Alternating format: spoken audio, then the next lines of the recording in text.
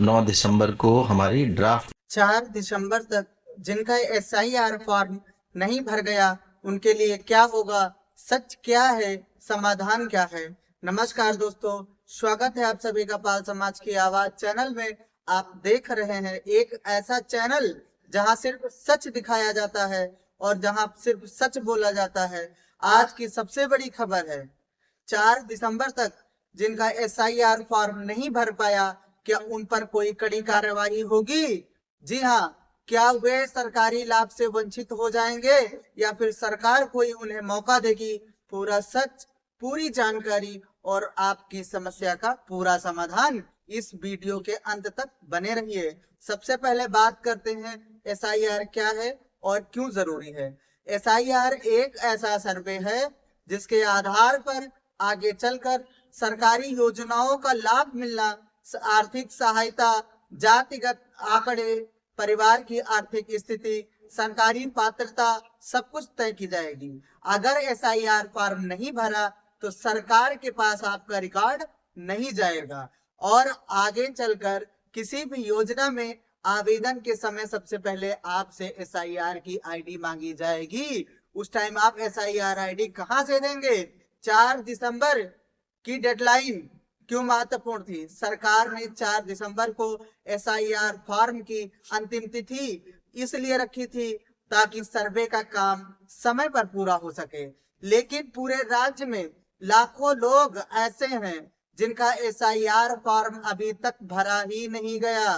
कई गांव, कई वार्ड, कई बस्तियां ऐसी हैं जहां कर्मचारी पहुंचे ही नहीं।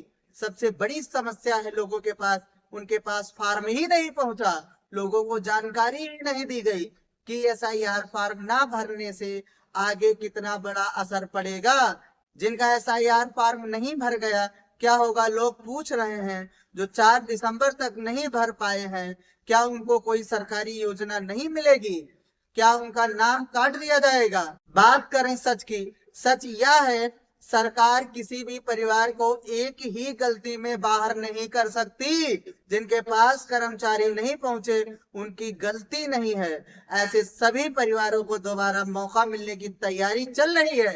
कोई भी सरकार अपने ही नागरिक को कोई भी सरकार अपने ही नागरिक को एक सर्वे के कारण योजनाओं से बाहर नहीं कर सकती या कानूनी रूप से भी सही नहीं होगा। अगर आपका SIR नहीं भरा तो आपको क्या दिक्कतें आ सकती हैं, वीडियो के माध्यम से हम उसी पर चर्चा करेंगे। सबसे पहले, आने वाले समय में राशन कार्ड अपडेट नहीं हो पाएगा। आपका राशन कार्ड से नाम हो सकता है कट जाए। नया आय प्रमाण पत्र भरने के टाइम पर आपको समस्या होगी। जाति प्रमाण पत्र जारी नहीं हो पाएगा। छात्रवृत्ति में भी समस्या आएगी। वृद्धों के लिए, विधवा के लिए वृद्धावस्था पेंशन, विधवा पेंशन, दिव्यांग पेंशन, भविष्य की सभी राज्य की योजनाओं से हो सकता है आपको वंचित रखा जाए। इन सभी में पहली मांग SIR डाटा की होगी, इसीलिए इसका पूरा होना बहुत जरूरी है। क्या दूसरा मौका मिलेगा?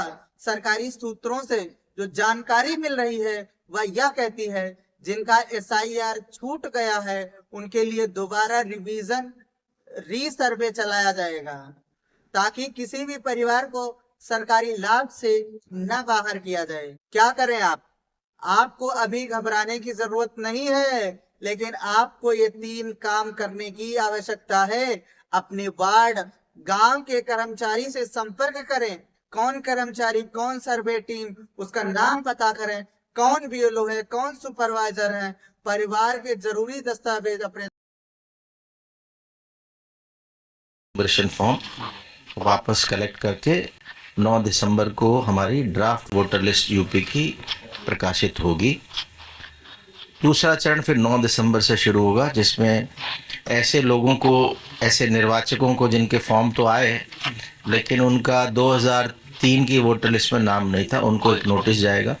उनसे अपेक्षा की जाएगी कि अगर उनका 2003 की वोटर लिस्ट में नाम था तो वो डिटेल बताएं, या एक 13-14 डॉक्यूमेंट्स की एक लिस्ट है वो अवेलेबल कराई जाएगी, उनमें से कोई एक दस्तावेज दे दें। महत्वपूर्ण ये है कि जो पहला चरण है 4 दिसंबर तक का, इसमें कोई भी दस्तावेज ना तो मांग रहे हैं वोटर से और ना ही ले रहे हैं। बीएलओ को इंस्ट्रक्शन है, इसमें केवल और केवल जो गणना फॉर्म है वो हस्ताक्षर किया हुआ वापस लेना है। हस्ताक्षर वोटर स्वयं कर सकता है या परिवार का कोई वयस्क सदस्य भी कर सकता है।